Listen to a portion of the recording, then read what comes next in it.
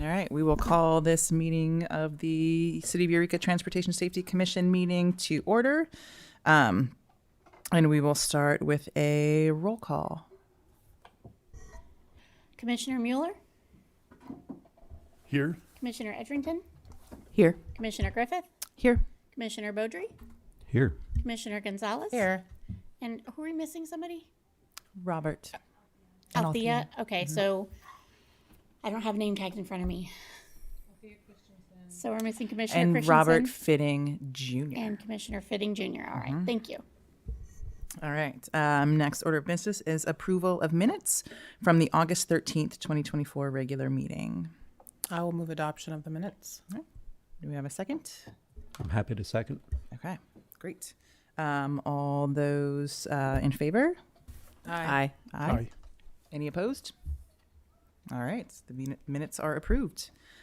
And so we will now move on to public comment. This section of the meeting provides the public an opportunity to address the commission on any subject not appearing on the agenda. Pursuant to the Brown Act, the Transportation Safety Commission cannot take action on any item that does not appear on the agenda. Any request that requires action will be set up by the commission to a future agenda or will be referred to staff for review and action. And each person will be allowed 3 minutes to address the commission. Do we have any folks here in person who wish to give public comment? Come on up to the podium. Good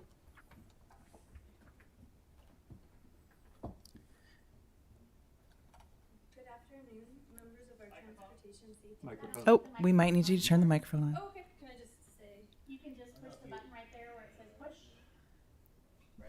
Okay. Thank you. Thanks, guys. Good afternoon, and thank you for this chance to speak to you today. On September 18th, I lost someone who was an incredible spirit and companion in my life, my little Gizmo. He was struck down right in front of our house on J Street by a reckless driver. In the past few months, we residents have experienced more and more dangerous drivers outside our front door.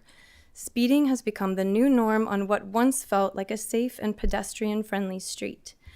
I've spoken with many neighbors up and down J Street, and the majority of folks are upset about the dangerous conditions and the safety of their loved ones. As the powers that be, you could change this situation. This is a public safety issue. You implemented lane reduction on thoroughfares I and H, or there was implementation of lane reduction on thoroughfares I and H with the good intention for bike commuters, and you approved rerouting traffic from 14th Street, a major corridor across town, onto my street. The effects of these decisions have negatively and greatly impacted the lives of those who live on J Street. I live a handful of blocks from Eureka High School and a few blocks from the courthouse.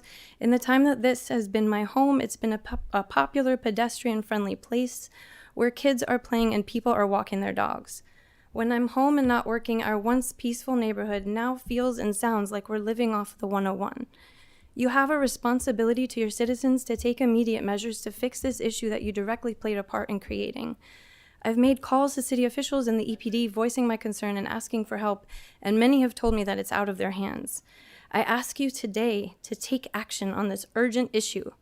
My neighbors and I believe that we need stop signs at various intersections along J Street, at 9th and 11th Street, for instance, to thwart the reckless and speeding motorists that behave as though my street is a drag strip. The frequency of traffic and traffic violations that occur at 14th and J should warrant at the very least blinking stop signs. These signs or speed bumps may be one of the only ways to deter people from choosing our once peaceful street over the established thoroughfares that are I and H streets. The petition that I present to you today, signed by residents of J Street, is a testimony that this is a problem that needs to be addressed. Many of us want action to be taken on this public safety dilemma. I urge you to please devise a plan now to restore the safety of our neighborhood. Thank you for your time and consideration.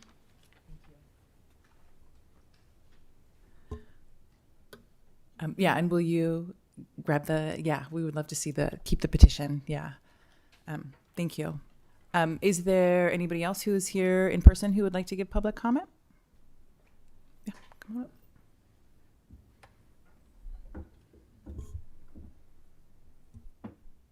Hello, my name is Raylene Crixton. I work as the Real Estate Development Director and Community Liaison for ACGC. As you might know, we constructed a new 13 residential multi-use building on 2nd and E in Old Town.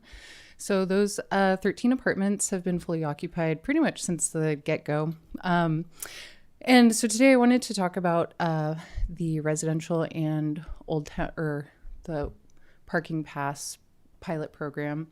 One thing that's come up just from experience or hearing people's scenarios and stories, I know this is a future agenda item, but is a need for an extended time period for pass holders for street parking. So, and or monitoring of lots as well. So the dilemma that we're running into is the lots fill up, they're not being monitored. And so if you have a residential or an employee parking pass, there's no spots for you for that longer parking. So you have to park on the street anyways. And then you're in the same scenario of having to move your vehicle every 2 hours. So I would love to propose just a 4-hour extension if you work in Old Town, an 8-hour extension if you live in Old Town, and then these instances of single parents with young kids who can't find a parking space other than the street, don't have to try and wrangle a 3-year-old to move the car or get 9 parking tickets in the process. So there's different anecdotal stories for different occurrences, but the main point is just adjusting the pilot program to work better for everyone. Thank you. It looks like there's no one else in the, yeah. I know that we can't take action on a non-agenda item, but I wonder if it's possible to just hear quickly what is the process for petitioning for a stop sign to be added to a residential street? Yeah, and I wonder, I guess just process-wise, should we finish public comment on then see if we have anybody on Zoom, and then we can, if you'll put a pin in that. What's that? We only have staff on Zoom. Okay. So then I guess we'll close the public comment period, and then, yeah. Shante, if you want to. Yeah. So I wonder if Jesse or Jay could tell us a little bit about whether there is a formal process for requesting that the stop sign be added to your street. Yeah, so I could feel that. So stop signs are regulatory traffic devices. So stop signs, whenever we certainly take feedback from the public and we look at areas, but they're a situation with a regulated traffic device where we would need to do a warrant study on a stop sign or a stop controlled intersection. And so that's something where we have to, we look at different factors that go into the warrant study to determine whether or not a stop sign is warranted in that location. So that's kind of one of the steps, but it's certainly something, whether it's, new traffic patterns that emerge after you make a change like H&I, those are things that we need to take into consideration, and we need to start monitoring. You make a change on the H&I corridor, you go from 3 lanes to 2 lanes in each direction. There may be traffic flow could divert and change, and that kind of sounds like what the person who came here and spoke today was mentioning. And I think that's something that, as time goes on, we'll continue to monitor those things and see, what are those traffic patterns, what are those things that may need to occur to, kind of keep things in line with our standards as far as what's happening on the street. And then I guess kind of like a follow-up on that, I mean, we are like the RAID, we are going to be getting a report today about the radar speed study and kind of like what the mechanisms are to change speed limits, right? So that might be something also that this member of the public is interested in, like the various mechanisms. So cool. All right. Well, we have no old business or no new business. So we would just move right on to said report on the 2024 radar speed survey. Which I believe. Yeah, I'll give a, thank you. So I will give a brief introduction here. Today, Jay Waldebor, project manager for the city of Eureka, who oversees not only our traffic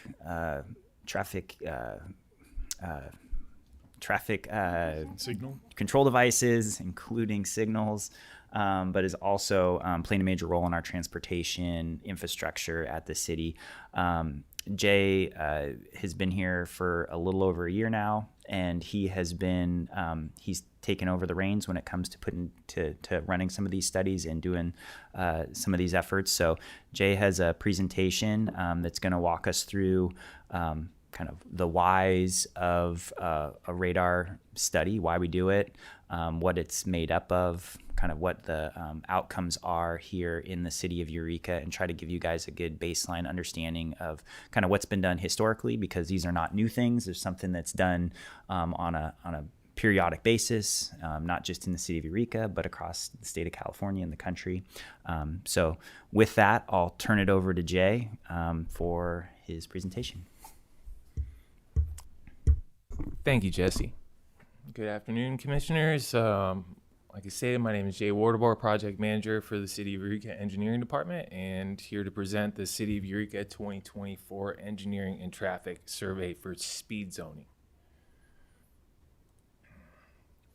All right, so to begin the presentation, we'll start with what the law requires. So the law requires, the California Vehicle Code requires that speed zoning be based on a measurement of the prevailing speed of traffic and careful assessment of hazards of an unusual nature. The language of the code reflects the sensible point of the view that speed zoning, like other traffic control, should be based on traffic conditions and not be simply a hurried response to a traffic event.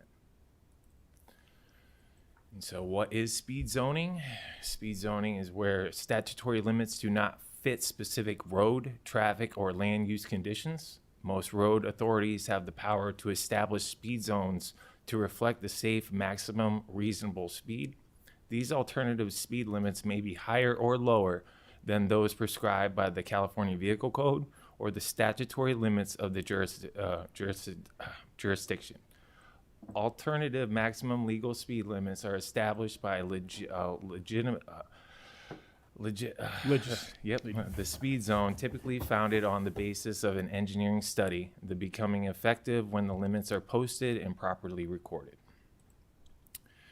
The general concepts are the setting of speed limits require a rational and defensible procedure to maintain the confidence of the public in legal systems. By following a uniform procedure, agencies can establish speed limits that are uniform throughout the state and avoid influence from political pressures or emotional perceptions. And then it states more of the concepts of a posted speed limit sign is an indicator to the monitoring public that the maximum speed they can drive before they might be cited by law enforcement.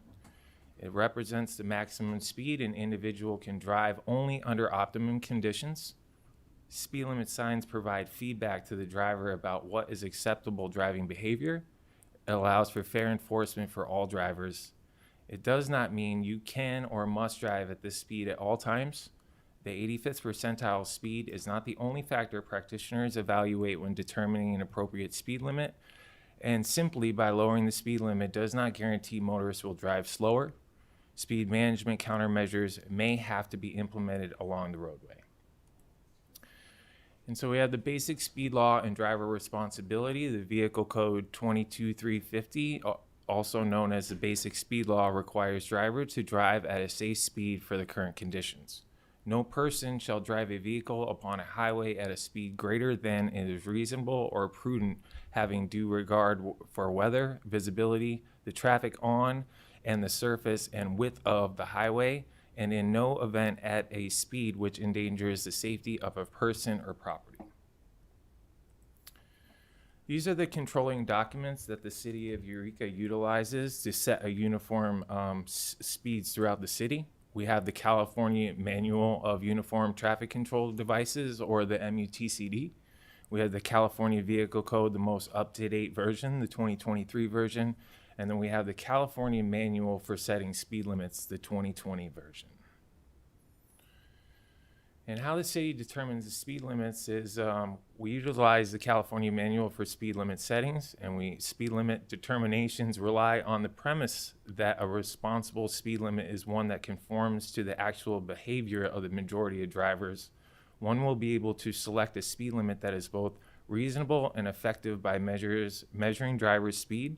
Speed limits set by the Engineering and Traffic Survey are normally set near the 85th percentile speed. The 85th percentile speed is a speed at or below which 85% of traffic is moving and statistically represents one standard deviation above the average speed. The types of speed limits are statutory speed limits, and there are two categories under the statutory speed limits. Speed limits that are established by state legislators for specific types of roads can vary from state to state. These are the two types of statutory speed limits. We have an absolute limit, which are speed limits above which it is unlawful to drive regardless of roadway conditions, the amount of traffic, or other influencing factors. There is no recourse to contend a charge. Prima facie speed limits are contested speed limits in which drivers are presumed to be driving unlawful, but if charged with a violation, they may contend that their speed was safe for conditions existing on the roadway at the time, and therefore they are not guilty of a speed limit violation. All right, there we are. And then we have posted speed limits, sometimes called regulatory speed limits, are those that are signs posted along the road and are enforceable by law.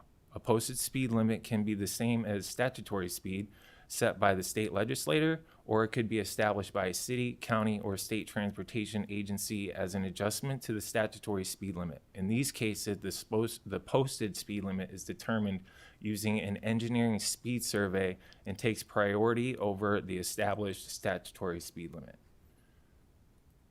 And then we have the types of speed limits, which are advisory speed limits, speed recommendations by a governing body used when it may be non-obvious to the driver that the safe speed is below the legal speed. It is posted which either approximates the basic speed law or rule, or is based on maximum G-force exerted at a specific speed. And then how we calculate, we have the 85th percentile. Note on this graph, the 33.2% is not the city of Eureka's 85th percentile. We'll get to that later on in the presentation. This is the common standard for a posted speed limit is the 85th percentile. It is a speed on a specific street at or below which 85% of the vehicles travel. Motorists adjust their speed for what is reasonable on a street, so the 85th percentile sets the speed to that traveled by most motorists. The 85th percentile legalizes the vast majority of motorist driving. Lowering speed limits below the 85th percentile does not significantly affect speeds or accidents, and also factors such as land use, pedestrian activity, accident history, and curbs in the road are also considered and can amount for speed limits set below the 85th percentile. Here in the city of Eureka, we use the engineering approach to calculate the 85th percentile, a two-step process where a base speed limit is set according to the 85th percentile, the design speed for the road or other conditions. This base speed limit is adjusted according to the traffic and infrastructure conditions such as pedestrian use, median present, and then within the engineering approach, there are two approaches for with this setting of speed limits. The main factor is the operating speed method is set within 5 miles per hour of the 85th percentile speed determined from speed surveys, and then the appropriate changes plus or minus are made based on the road conditions. Under the road risk method, the level of roadside development and the function of the road are primary deterrents of the appropriate speed limit. What is included in our engineering speed study? First, we use the speeds of the motorists in normal conditions. Traffic volumes are counted, roadway types, interstate, freeway, city streets, roadway features. We incorporate curves, hills, number of lanes, roadway settings, number of spaces of driveways at intersections, site distance, present of on-street parking, crash history, and pavement conditions. We use an engineering spot speed study. That's how we determine our engineering approach. It's a group of vehicles typically do not travel at the exact same speed. Thus, a speed study usually creates a speed distribution. With an engineering approach, a spot speed study is done for a specific road segment during a certain period of time for a specific sample set to determine mean speed and the speed distribution. Data collection. This involves measuring the speed of 100 free-flowing vehicles at a specific point. The data collected typically includes the speed of each vehicle, the time of day, weather and road conditions, and direction of travel. The analysis part of the spot speed study is the collected data is analyzed to determine the 85th percentile, which help in making decisions about speed limit and enforcement practices. And then last, we have the application portion of the speed study, and its results of a spot speed study can be used to establish speed zones, assesses the effectiveness of speed enforcement, and identifies locations where speed-related problems are prevalent. In the 85th percentile in the study, we have the 10-mile-per-hour pace, and the pace is defined as the 10-mile-per-hour range of vehicle speeds containing the largest numbers of observed vehicles traveling within that range. This figure can usually be determined by visually inspecting the vehicle speed survey sheet. After determining the pace, city staff computes the percentage of vehicles in the pace, over the pace, and under the pace. A normal speed distribution will contain approximately 70% of the sample within the pace, within 15% above the pace, and 15% below the pace. And here is the City of Eureka functional classification system maps. The City of Eureka uses this classification functional system maps to utilize and determine whether city streets are classified under a set determination criteria by the state via arterial, collectors, local roads. And it just sets our precedent on where we do our speed study, and it determines our local roads, which are a set standard speed limit.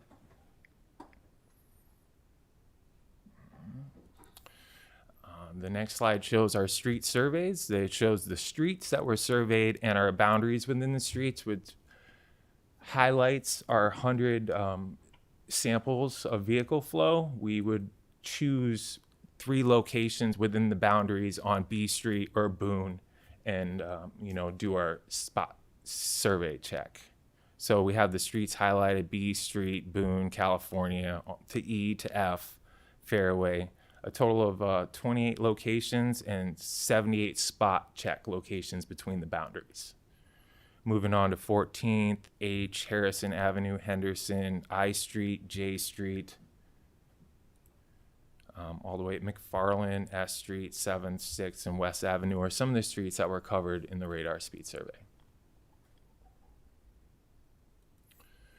The next slide illustrates the speed limit changes from 2014 to 2024. On the map highlighted in orange, we have what were not changed, and on the streets highlighted in blue, we have what has been significantly changed throughout the last decade.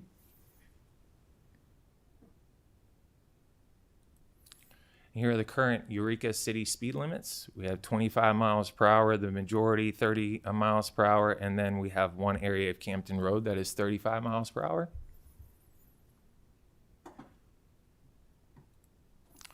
These are the survey result and the recommendations. It looks like the current speeds for H and I are incorrect on that map. That was just the last, this was the last edit on the map. My apologies on that. There should be 30 on the colors were just mixed up. It should be 30 on the 25 on the yellow, 30 on the green, and then on the red. All so right. my apologies on the last on the last slide. That was the last second change. Okay. All right. Yeah. Yeah. And thank you, Jay. You actually good eye on that because that was a major change on H and I. Thank you for that. The survey results and recommendations, you can see at the top left corner our year study and our average 85th percentile and how we have progressed. In 2009, we ticked up a little bit, but we have steadily gone down to around 32 miles per hour for our 85th percentile. On our illustration to the right, we have the year which we started in 1993, and we go, it's a 30-year study all the way until 2023, and you can see a significant change from our number of injuries in 93 to 321 to where we're at now at 2023 at 190 collisions. It's a significant change. We have also down at the bottom left corner our recommended streets that through our speed study survey that we can lower the speed limits and still utilize radar for enforcement. These streets include Fairfield, and which would be the boundaries at both at Wabash to Boone and Boone to Harris, McCollins Avenue from Broadway to Glen, Myrtle Avenue from West to Harrison. Those would all, well, Fairfield and McCollins would be dropped from 30 to 25. Myrtle Avenue from West to Harrison is just to make Myrtle Avenue uniform. It's 30 in certain sections. From West to Harrison, we just want to drop that to 30 to make it uniform from the 5th to West, where it's 30 miles per hour. And then on Central Avenue from Harris to South Street, we want to drop that to 25 miles per hour as well. In all those locations, with that drop, we're still allowed to utilize radar enforcement, which is the purpose of this study. And then here are the recommended speed limit changes. My apologies for the bottom. It's a little stretched out on the, that's what we're trying to suggest, but these are the 4 segments that we were mentioning earlier for the recommended speed limit changes. And then in closing, we have one of just by stating, by artificially lowering the speed limits can lead to poor compliance throughout the city of Eureka. It also is the setting of speed limits requires a rational, defensible procedure to maintain the confidence of the public in legal systems. By following a uniform procedure, agencies can establish speed limits that are uniform throughout the state and avoid influence from political pressure or emotional perceptions. So artificially lowering the speed limits to poor compliance. Number 2, increased speed variance can lead to more conflicts and passing maneuvers. And the most effective way to reduce speeds are speed management, roadway design and engineering solution, traffic calming techniques and measures, public education, and enforcement efforts. What is speed management? Speed management one of the best ways, Jesse and I were talking about that. You have one of the best ways to define speed management. Go ahead. I think it's a little bit of the list below. You know, it's like, what are all the different things that an agency entity can do in order to, you know, try to affect change on the speed of traffic. So whether that's, you know, traffic calming devices that, you know, or excuse me, traffic calming techniques, you know, which may be street trees or other things, you know, to calm traffic, roadway design, engineering solutions. You know, we've talked a lot about those, whether those are hardscape in the roadway, things that narrow the roadway or, you know, cause the vehicles to drive slower. I think speed management kind of encompasses everything below that line. Yeah. It's more of a heading for that set of things, I guess, then. Okay. Okay, and then back to the presentation. Okay. All right. And then in closing, before and after studies consistently demonstrate that there is no significant changes in traffic speeds following the posting of new or revised speed limits. No public research finding has established any direct relationship between posted speed limits and accident frequency, although short-term reductions have resulted from enforcement saturation. On the other hand, police agencies necessarily rely on reasonable and well-recognized speed laws to control behavior clearly out of the lines within the normal flow of traffic.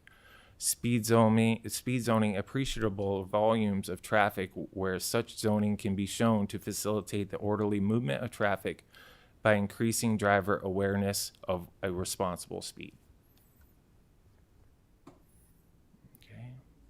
And that, I thank you for the presentation and any questions you may have. And just real quickly before you guys, I'm sure you have some questions. Again, Jay, could you state again, like, what is the purpose of the survey? Like, what is the outcome? Like, why do we do the survey? The reason why we conduct the speed survey is for enforcement regulation. It helps our police department be able to utilize radar in certain speed zoning areas, and when a ticket is enforced, they can use this speed zoning survey as a credible a piece of documentation in a court case. So it can be used in litigation. So if we don't have the survey, then if somebody were issued a ticket and their radar was used, they could contest it and say that, there's no basis for that. So that's kind of, it's kind of the basis for what our police department is able to use in order to do traffic enforcement. So Definitely an enforcement tool. yeah, that's kind of, just want to make sure that's clear coming out of this, because tried to give you a lot of background on just the process and the law there. And, we definitely want to, when doing the process of going through this, you can tell it's a very procedural situation, where you're following MECCD, California law. It's a very law-based thing. But I think something that needs to be mentioned as well is that, setting and following the standards is important also for the city's risk exposure. When it comes to accidents and lawsuits and that sort of thing, we want to make sure that we are following, the standard protocol in order to set speeds, because those in the end can end up putting this, if we don't do that, it could put the city at risk when it comes to lawsuits that would come out of, say, traffic collisions or other things like that. So, which can have huge financial implications on the city, those don't get tracked in the budget. So it's difficult to understand that, but it is something that's a pretty significant consideration. But with that, thank you, Jay. I appreciate the presentation, and yeah, we'll open it up for questions. How might one obtain reporting on the size of that particular exposure for the city? That is a good question. I think that that's something, so we're part of a, from an insurance standpoint, we don't just go out and buy insurance like from a, like we would as individuals. We're part of a group, the city is, because of the large nature of those, of that. And I would have to reach out to our city clerk, but I can certainly find out for you. Thank you. I think we agree that 85% is pretty common way to create the traffic policies. I think it's quite fantastic if you're trying to move a lot of vehicles in a short amount of time. But when we get into residential streets, primarily residential streets like we might see on J Street, and especially on J Street where the street is so wide, it might feel comfortable to some to go 60 miles per hour. So I wonder how much we're factoring in the intended use of the street space into a speed limit like J Street at 30 miles per hour, considering that our H&I Street, which is the primary traffic capture device, immediately one street parallel, two streets parallel as well, is readily available. I think the narrower the road, the slower I go. The more busy the road, the slower I go. The more there's children around, there's parked cars, the more there's trees, the more there's curves in the road. Second Street is a delight, right? We all love driving Second Street, don't we? Those nice, swerving little, what do we call those? Weeble wobbles. A Woonerf, Yeah. right? Isn't that No, Chicane. a little weeble wobble. Anyway, that stuff slows down traffic significantly, and we're all happy to do it. So I'd really like to see more attention put into that and more consideration put into the kind of environments people are trying to live in. Allison? Yeah, my question was regarding the radar ability for radar enforcement. And there was talking about limitations on what that can be, and I was kind of curious what that limitation was. Was it if it's can they only track so much, or maybe I'm misunderstanding how it was put? Inaccurate below a certain speed. If radar can't be utilized if it's outside of a speed trap, and a speed trap is when you go beyond the 5 miles per hour at the 85th percentile. So if let's say the 85th percentile was 32 miles per hour, which is pretty much the city of Eureka's 85th percentile, and you decide to set the speeds at 40 and 20, then you've created speed zones because you're not within the 85th percentile, and then you cannot utilize radar by law. Okay, thank you. Is that, can I take away from that that piecemeal lowering speed limits creates the impact? Not just lowering the speed limit, but doing it in piecemeal. We need contiguous lengths of road that are at a particular speed. Is that a correct assessment of what you said? That would typically be the case. That's why we do speed surveys at different areas of the road. But you can see different speed limits throughout the city of Eureka. There are, well, for example, I think it's H Street where it's got different speed limits throughout once you pass Harris. So depending on the spot speed zone and what this 85th percentile calls for is where you can adjust your speed limits and you're determining your speed traps.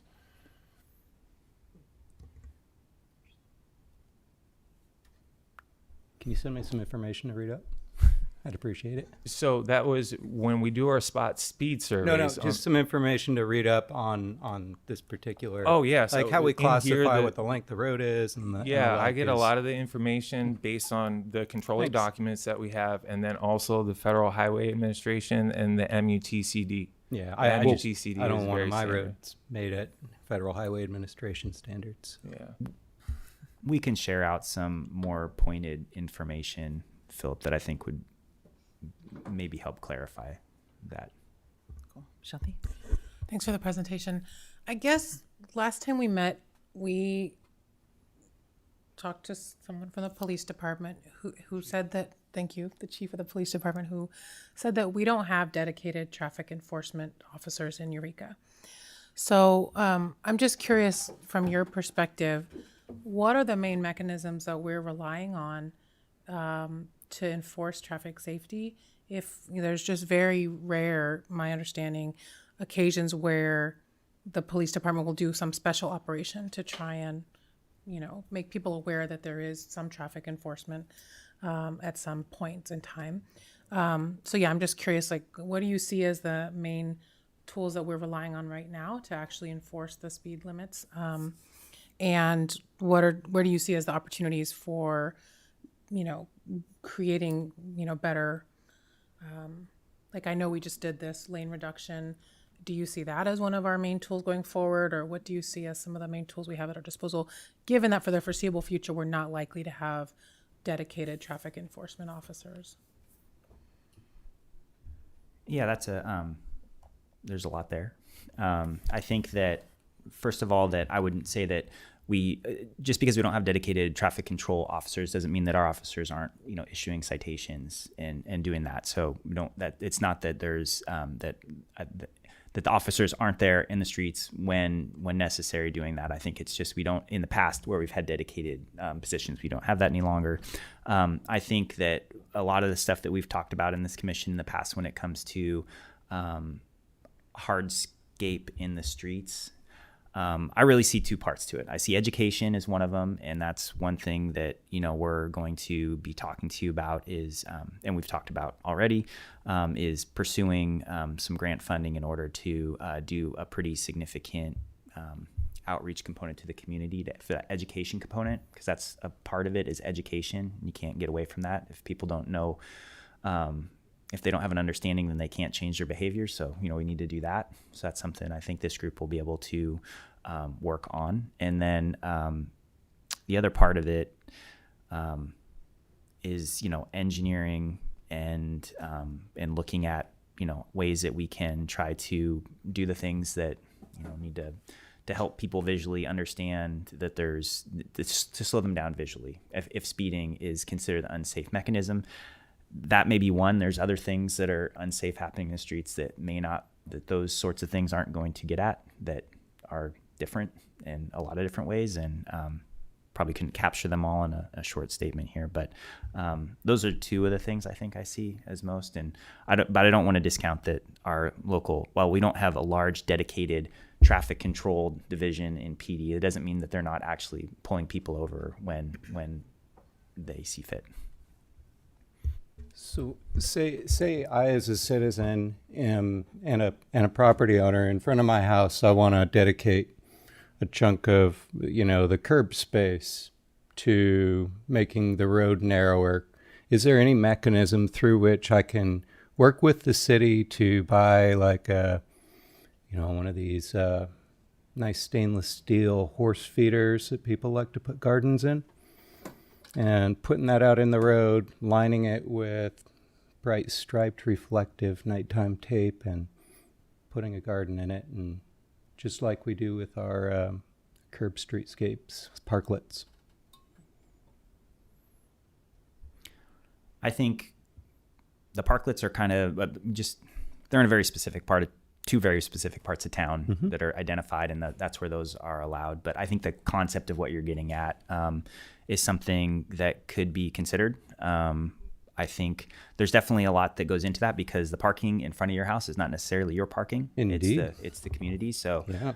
A lot when we talk about some of the what the subcommittee works on with our neighborhood streets, and, trying to get consensus from a larger part of the neighborhood, if something like that's going to go on, would be something that we would likely want to look at if we're looking at like a resident by resident type of situation. Is there any kind of like experimental phase? I want to put this out in the roadway and see how it affects traffic, that the city can use to experiment with the reaction to different stimuli on the road as it affects our drivers in Eureka? I think we're looking to do that, and I thank you for bringing it up. With our, one of the outcomes of the bike plan was to look at pop-ups, and I think pop-ups for bike infrastructure, they could certainly have meet two goals, where you're putting up pop-ups in order to maybe channelize traffic or divert some traffic from an area that will act as a way to slow traffic down. So there may be some ways that we can kind of incorporate both those together in some of those pop-ups that we'll take on. So when a resident wants to shut down their alleyway, what's the process? Well, it's a public right of way. So if there's a vacation process that you could go through, but it takes, first of all, the city has to provide approval saying, okay, that would make sense to close down your alleyway. And usually there's a lot that goes into that. Maybe it's a dead end into a greenway or some other things. 14th Street. 14th Street. Well, there's a strategically shut down alleyways to prevent people from taking alleyways to get out of between H and I, things like that. So all those make sense. I'm just curious about the process. Yeah, it's good. Yeah, vacation is that whenever you vacate public right away, it has to go through a vacation process. So city has to agree, and then there has to be property ownership, underlying property ownership agreement, and it's a planning process. But yeah, there's a process there. Mark, did you have any questions?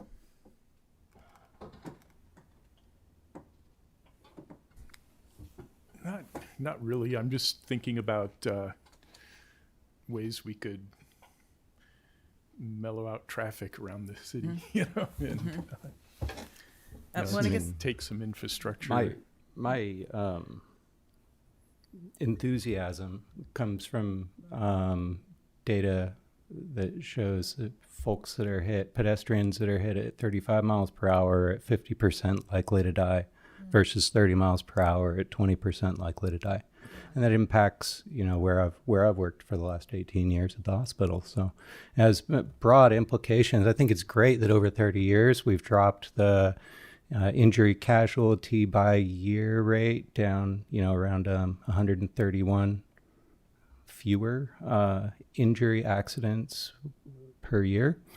And that's fantastic. But, the ripples that we can prevent by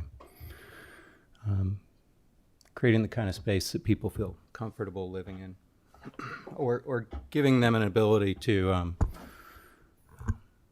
take some kind of command of their situation when they feel scared in their homes. Well, and I guess yes, the injury collisions have gone down, but our rates of death have not necessarily, right? And this is something that we look at regularly, right? We see kind of like peaks and troughs, but overall that hasn't gone down a huge amount. which may have something to do with what you are bringing up, the rates of speed.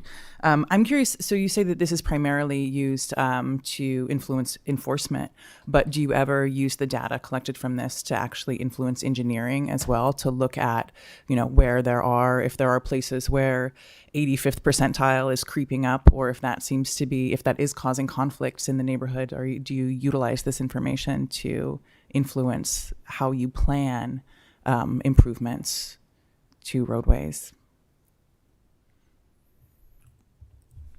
Yeah, I think that is certainly the case. And I mean, we want to be data driven, so this is the best data that we have when we take the time to go through this process and go out there and dedicate staff to doing the study and, downloading the study, putting it together. It's very important. I mean, that's a small part of it, but using the data to draw conclusions from and make decisions that's really important. I think it's always been a part of what we do. I think, one example, it's probably not a well-liked example, but if you look at Fairway Drive, and I think maybe Jay could probably rattle off the numbers, but I was surprised at what the 85th percentile speed was there. Do you remember what that one was, Jay? I would have to go and look at the speed sheet to look at that. By the golf course, F Street. I know that we'd have to just go and look at the previous survey from 2014, but you can look at the speed limits that were dropped. That was one that was 35 in 2014 and then got dropped, and we're considerably lower now with the 85th percentile. So lower than what it was lowered to. Yes. So it's lowered to 30. Is that right? It was 30 back in 2014, and now it's 30. And when was this survey done? This survey was done the month of June. Okay. And actually, it started in May and continued to the first week of June. Okay. So, for example, on Fairway, it happened after all the flex posts, The went in, which, I mean, delineators that were- has definitely changed the way that I drive on that road, and it's really, as it's cool to see engineering in action like that, right? And to be like, oh, this actually really does improve the way that people drive. It's a So good that was my example. first thought, actually, thinking about oh, great opportunity for protected bike lanes on J Street, right? And it's a great way to slow down traffic, if you got the money. Yeah. J Street is classified differently than some of the other streets as well, so we have to put that into consideration. That's why the function and classification map has J Street as a major arterial compared to a local road. Uh-huh. So that considers and plays a factor in what speed limits are set on the road. And But can with you- that being said, we need to always be looking at that situation. There's been some changes to J Street over the years since the functional classification was set, which I don't even know the date when that is, but I'm just going to go out on a limb and say that it was before we allowed for the school to shut down access through in front of the high school during the day. Mm-hmm. And then so you kind of have a bookend type of roadway there, right? Because you have what can be oftentimes a shut down area on one end, and then you have the courthouse at the other. So it's not like a thoroughfare all the way through. But what we are seeing is some ripple effect from H&I in that there appears to be, at least from word of mouth, right, that we're seeing some changes in the use out there. So that's something we'll need to monitor and kind of, it's always a balancing act of, all these things, and making decisions and trying to not just weigh the decision based on one piece of data, but looking at all the information we can to try to make the best decision that we can when making these changes. Because there are big implications if you make a decision, it can really it can expose the city to a lot of risk if you make a decision without doing the proper procedure when changing traffic control devices, classifications, that sort of thing. Mm-hmm. My last question is, does it require a vote to change speed limits, or is that something that you're just allowed to say, hey, we're doing this?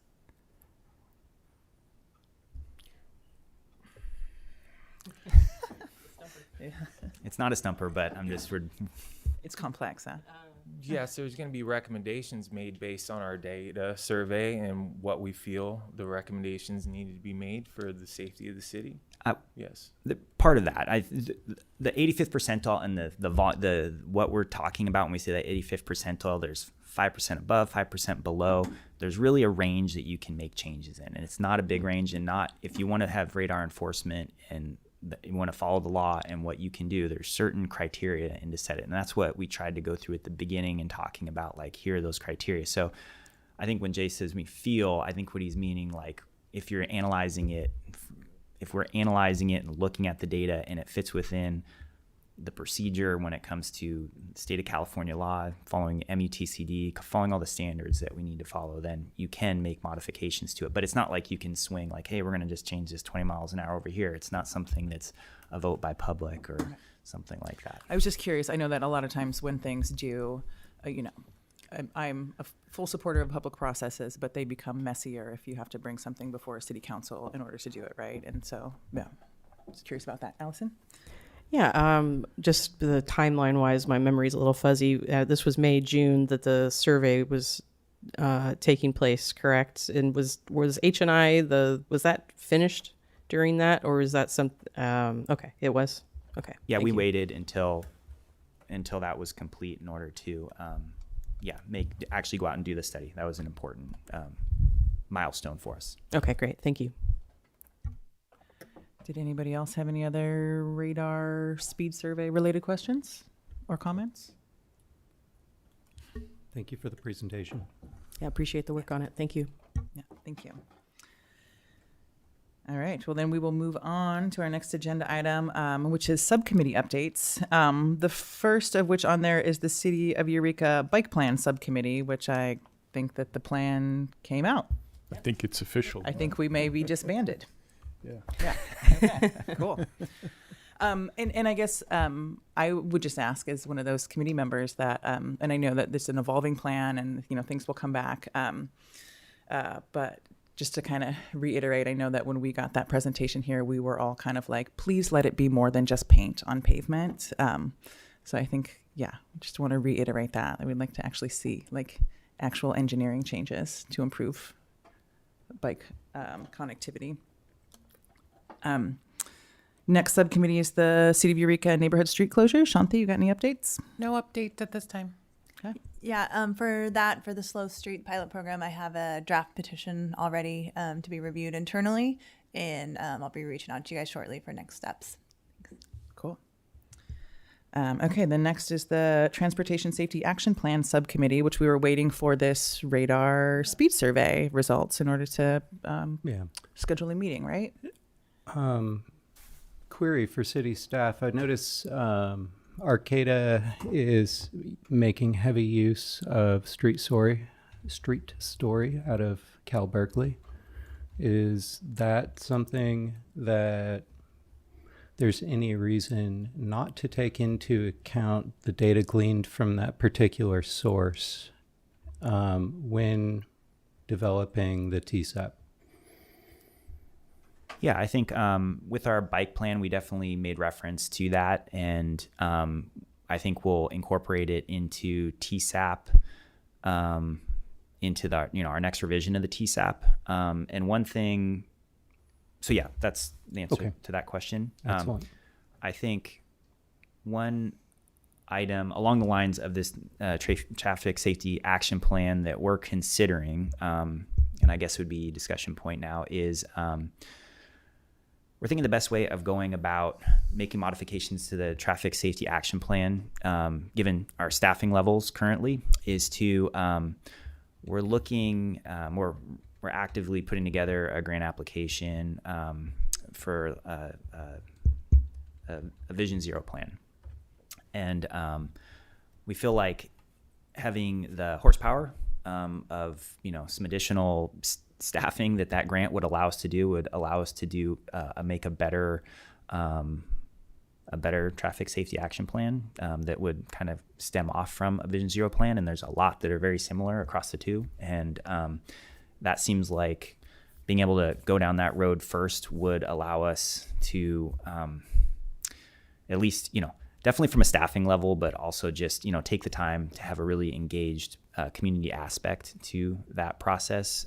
So that's one thing we wanted to bring back. I know we talked about doing an update to the traffic safety action plan, talking amongst ourselves and trying to come up with a strategy. It seemed like, kind of going the direction of creating a Vision Zero plan that could be help, shape the traffic safety action plan seemed to be a better direction. So that's kind of the way we're leaning right now, which would mean we might have a pause in the subcommittee until we hear back. And Jay, do you have some information on that application process so we can kind of share schedule-wise what that looks like? And if we weren't, we kind of have a couple different options as far as pursuing funding, so not just putting all our eggs in one basket. But do you want to kind of give an update on that, Jay? Yes, coming up in November right now, the Sustainable Communities Grant has a draft period, and it's going to be calling for applications coming up in November. We used the Sustainable Communities Grant for the bike plan. So that was a very successful grant for us in that application. There's also a Safe Streets for All grant that's we can be successful with that as well, and that opens in March 2025. So these are two grants that specifically highlight traffic safety action commission meetings, and also Vision Zero, which is something that if we can incorporate, we can use in the city for a long-term piece of documentation for our safety commission. So it would work out nice. So those two grants coming up are something that we're going to be going after aggressively. We're fairly confident that we could be successful, hopefully with the first one, but if not, we'd be ready to apply for the second one. We've been very we've been very successful with the Sustainable Communities Grant program. So that would be that we think that's the best way forward, just given our staffing and wanting to be able to give it the time that it needs in order to do a good process. So it was anticipating a March grant funds receipt, and so I heard March was one of the grants. Was that the deadline No, that's just one of the grants when it opens for calls. When but it opens. The Sustainable Community Grant is the one that that's going to open first, and that's in November. Okay. So those are just two of the grants that we can go after aggressively to be able to get the funding for Vision Zero. And I got anxious when I heard 6 months out. No, we've already started kind of our strategy for putting together the grant application. The draft application guidelines are out, so we're kind of diving into it now. All right, thanks. Yeah. It seems like it would be better to wait, though not too long, to actually put together something good and substantive versus just like going through the exercise of like, we're going to do an update that doesn't come to anything. Having been a part of some previous TSAP updates, didn't seem like a whole lot got updated. So it would be cool to actually get the funding to go through something for Vision Zero. So I'm glad y'all are doing that. All right, future agenda items. And I don't know, Jesse, if you have any updates on any of these particular items. I think there might be some others folks are interested in too.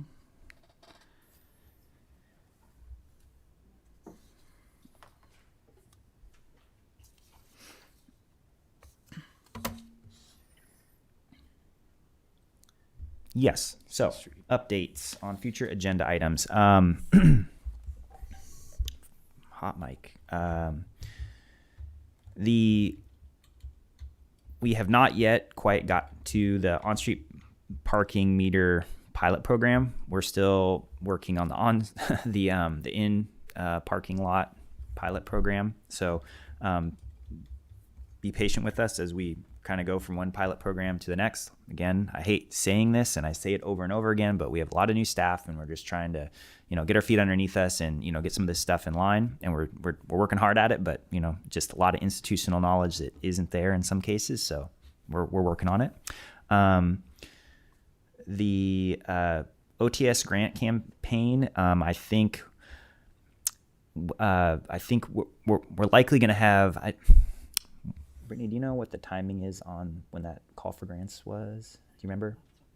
Okay. Anyway, we're looking at that one as far as once we get a little closer to that one opening, we'll probably come back and talk a little bit about what we're thinking of as far as a public outreach component for traffic safety, and some of those things, and how we want to, some of the ideas that we have, and maybe have a discussion with you guys about how we want to direct that application to the OTS. C Street Bike Boulevard. I definitely, I think November is the time to come back and give you an update on where we're at with that program. Again, that's a funded project through ATP on C Street from Waterfront all the way to Harris. Includes a lot of improvements that are hardscape driven, not paint on the ground, but hardscape. And so we want to kind of walk you through what that program looks like. And that one is in the kind of an preliminary design, early design right now as we move forward towards construction next season. And then I'm not exactly remembering what our Safe Routes to School update was, but we've been actively working with the Safe Routes to School group, especially when it comes to our Beta Zoo Trail. Beta Zoo Trail is there's a component of that that's a Safe Routes to School project, and so we've been working with them. It might be good actually to give you guys a bit of an update on the Beta Zoo Trail here in the next month or two. I think, yeah, maybe December, probably December. So. That's what I got on this. Did I miss anything? Okay. We've heard from speakers a couple times now about the parking permit pilot program, and so I just wonder if it would be good to understand what the thinking is about whether that is working, who it's working for, who it's not working for, and in particular, if there are going to be these big projects downtown, sort of the future direction of that program. So I think it would be good to get an update on how you all are thinking about changing that to make sure it's working effectively for residents downtown. Yeah, I think we're gathering data. We're taking comments. That's certainly one, and that's not. We've got a lot of other comments. So it's certainly something we're continuing to gather data as we're going through the program, and then that will influence. Once we get out of that around a year period to start looking at what do we want to do to modify it. Want to give it enough time to breathe a little bit. Okay. It would also be good to know if there are a lot of citations being written because people are living downtown, but they're having to move their cars every 2 hours. Like, it would be good to know that because people are coming here and saying that, but it would be good to know if that's actually happening. Yeah. Yeah. When we present, we'll bring that data. Yeah. We'll bring all that data back in. Yeah. Alice. I have an oddly specific question about H Street, just because I go down it a lot, is that where it meets Boone, H Street, it's kind of set up differently than all the other intersections on H and I. Instead of having the green crosswalk, it's got the boxes. But mostly my question is there's no crosswalk button to cross on the north side across H Street, and I was just wondering if that's intentional? Like, I just was surprised because there's still a sign with the hand that says don't cross, but there's no way to change it. Does that make sense? I can have that addressed very quickly if there's not a push button at that location. It's just something that was not brought to city staff's attention. There should be a push button at each one of the directional travel for pedestrian crossing. So that's just something that needs to be addressed with facilities, and I'll make note of that and have that put up immediately. So, Thank you. Yeah, and sometimes I keep forgetting to mention it. Thank you. And sometimes it's not that it wasn't there in the past. We get a lot of knockdowns on those, and I know that Jay and I were talking about one that happened yesterday, the day before that, where we get a knockdown that those buttons get taken out, and I think we're now kind of in the procedure of more like mounting it on the pole versus having it out there where they get hit. There were pedestal-mounted poles. The old MUTC guidelines from 2009 used to have a 10-foot distance between push buttons. Now it's changed, and we have gone from taking the pedestrian poles down and going and just putting them on one pole, and then you can address both locations, and they all meet ADA compliance. Great. Thank you so much. Yes. And I have an ADA compliance question that a lot of people have asked me in Old Town and downtown area is how is it decided where there are handicapped accessible parking spots? Is there like a standard for like so many per area in the business district, or do people have to request them? People have to request the blue curbs, and then there is a criteria for them to be implemented. They have to be in commercial zones. They have to be affected by, like is in school time, like additional high volume of traffic that comes at certain times. So there's certain areas that it can be implemented, and we have a criteria. and that we follow. Okay. Doesn't that go through this commission also, any change in parking like that, or I kind of remember doing those, but yeah. So far, I have not been informed that comes to the commission. I thought that was strictly through the engineering department. I'd have to refer to Jesse, and then obviously, like you mentioned, there's kind of a process that we go through. I don't know how it was brought through before, as far as this commission. But I know if it was more informative of, letting people know. But yeah, there's a application process basically that people go through, and there's a set of criteria that we review. It's not like a regulatory warning. It's not like a regulatory warning sign. We're doing a warrant study, but there's definitely a set of criteria that we go through that's standardized at the city in order for somebody to apply for having one in front of their business or their home or that sort of thing. Cool. When looking at downtown parking, are you assessing any sort of bike parking as well, like a bicycle parking plan? The bike plan certainly had, we outlined the need for bike parking in there, and we have through our planning department, there's, we have codes that require a certain amount of bike parking per new development. Right. And I certainly think that's something that through the bike plan we're looking at now that we've gone through that process. We now have a whole suite of different projects to choose from that we can try to figure out how to fund. So that's certainly one of the areas that we, that I think was targeted in the bike plan for additional bike parking. Yeah. Yeah. Been locking up to all sorts of weird things. Yeah, Mark? And then I have one other question, and that's I've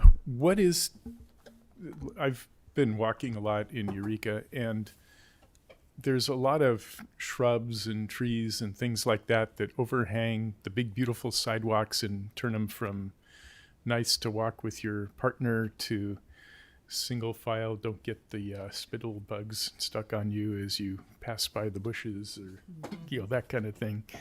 Is there any teeth for getting people to actually trim their shrubs? And a lot of them look like, there's a lot of hedges that look like they're trimmed, but they trim them halfway out across the parking lot instead of, sidewalk, God, instead of at the edge of the sidewalk, Yeah, so there is certainly some teeth. I don't know if teeth's the right word for it, but yeah, no, they're encroaching into the right of way. So if you note something and you want to either, reach out to Public Works, whether with a phone call or email, and note location, we can take a look at that. As you might imagine, there are a lot of locations around town. So the teeth that I was referring to is, issuing kind of a notification letter to start with, notifying them that this is happening and that there is, per our municipal code, that they're out of compliance as far as their whatever is growing across the right of way. Or whether it's something in the right of way or anything along those lines. And then after that, there's a progression of code enforcement actions that, would follow up after that point. Yes. Yeah. We have a series of agreements with homeowners throughout the city, and then we refer to them. And if it's encroaching the sidewalk, we refer to code, and they will go and have to address the issue. Okay. Thanks, Jay. And Jesse. Is there one city help desk you can call to figure out which department you need to talk to? Or do people just call the department they think they need to talk to? They typically call the department they think they need to talk to. Okay. In Public Works, we'll get calls from, all different things. And I think that same thing happens, whether it's, finance or community services, community development. And we all try to direct people, with care, not just pass them off on somebody else, but try to get them to the right direction or give them, point them in the right direction. Yeah. But I don't believe there is just a single line. The website, our city website, is pretty informational on where you can go to find certain, what departments have certain, responsibilities and how they might, they'll find the right person through that way. If you get the right search term, the right lingo. Right. Google's that way too. All right. I just wanted to note, I observed some consideration, I thought, it wasn't clearly marked as consideration, but I interpreted it as consideration for drivers and pedestrians and bicyclists. So 14th Street between West and HIJ is shut down, as noted a little earlier. Big work there, good stuff for our city. And M Street is 1 block away from where that is shut down. And it is almost straight through, no stop signs, and really nice, freshly paved road because it's our bicycle boulevard. But city routed traffic through N Street, which I thought was pretty considerate towards the intended special use of M Street. So I wanted to say thank you. And 14th should be open back up, hopefully by the end of the month. Cool. All right. Does anybody have any other questions, comments, poems? All good? Cool. Shall we adjourn? All right. And then our next meeting is Tuesday, November 12th. See you then. Thanks, everybody.